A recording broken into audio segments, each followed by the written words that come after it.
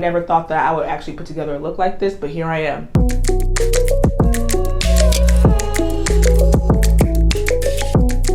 Hey y'all, welcome back to my channel. If you're new here, my name is Seyi and this is the Daily Seyi. On this channel, I share all things fashion styling videos, fashion hauls, along with some life and beauty things. So if any of that is of any interest to you, then please feel free to subscribe. And as always, if you are a returning subscriber, thank you so much for tuning in and being a real one. So in today's video, I'm going to take y'all through my 5 fashion / shopping habits, the 5 things that I always think about, the 5 things that I always do when I'm putting together an outfit or whether I am shopping, that I stand by, basically like the rules that I live by when it comes to addressing myself and shopping for myself. And I think that these are pretty steadfast rules. Obviously, there's always an exception to any rule for the most part. But for me, I like to keep to these rules because 1, it helps to make styling myself and shopping for myself, number 1, just fun and actually easygoing versus making it a chore. And then 2, I don't know, there's just things that I've picked up along the way now that I've been, pretty much doing this fashion styling myself, fashion blogging, fashion influencing thing for a while now, and just been enjoying putting together outfits for like my entire life. So if you'd like to see my 5 fashion rules I live by, then just continue watching. All right, number 1, we have the rule of balance. And this is very important to me because I think that when it comes to putting together outfits, a lot of times people get very confused and or concerned and or annoyed just by putting together looks, because a lot of times they don't know what goes with what, or what works with what. And while that is completely valid, a completely valid feeling, a completely valid concern, for me, it really comes down to balance of an outfit. So main example, let's say I'm wearing like a very tight fitted skirt, because I don't mind a tight fitted skirt now. I really do not.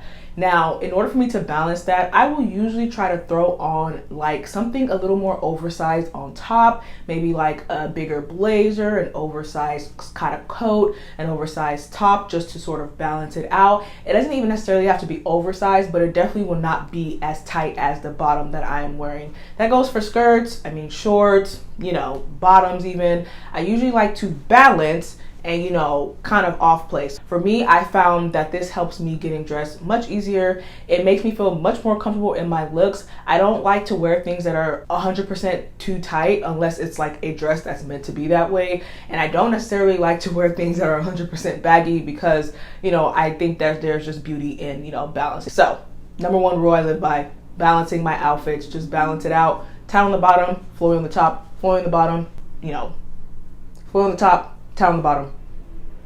Tie on the top, flowy on the bottom. I'm like, wait, did I just say that? Okay, but y'all get what I'm saying.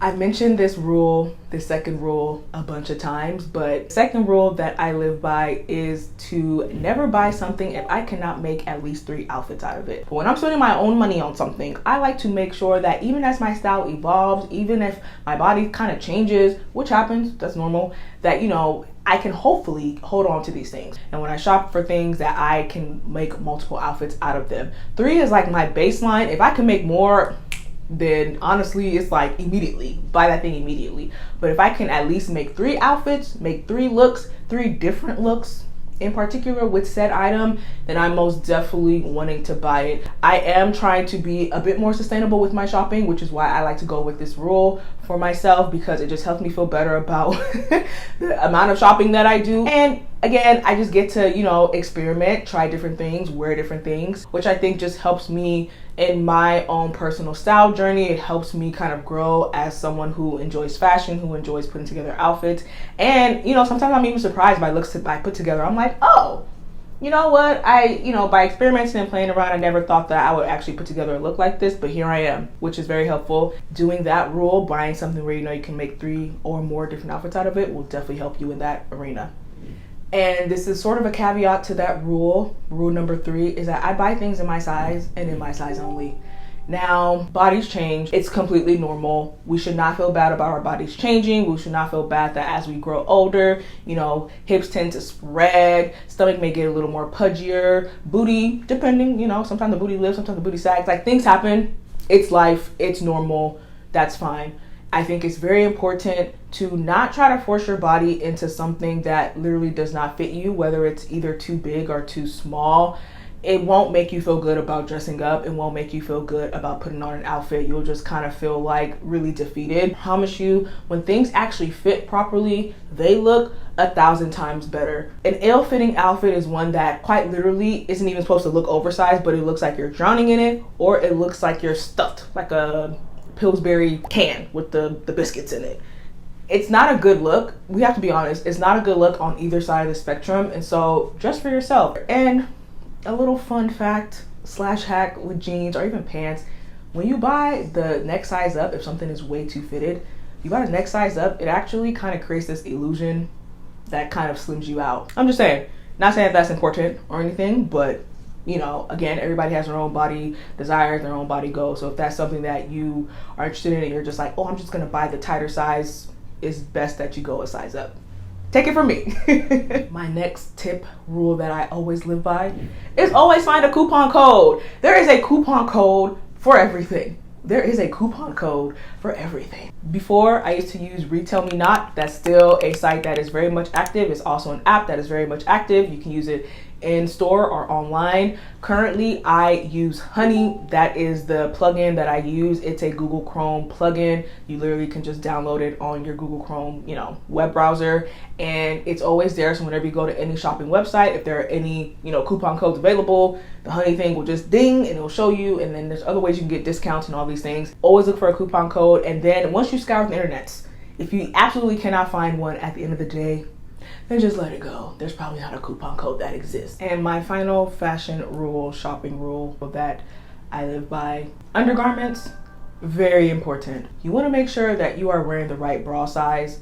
You want to make sure that you are wearing the right panty size. Number one, thongs are definitely your best friend. Let's be real. Honestly, a thong, I mean, it just covers all the bases. You don't have the panty line. When you are buying underwear, make sure that you're buying the ones that honestly are either seamless or that fit you, because the worst thing is to buy one that, you know, is way too tight and it's like just cutting your cheeks in half. And then let's say you wear a fitted, you know, bottom, let's say you wear biker shorts or leggings to work out, or even like a tight fitted skirt, tight fitted dress.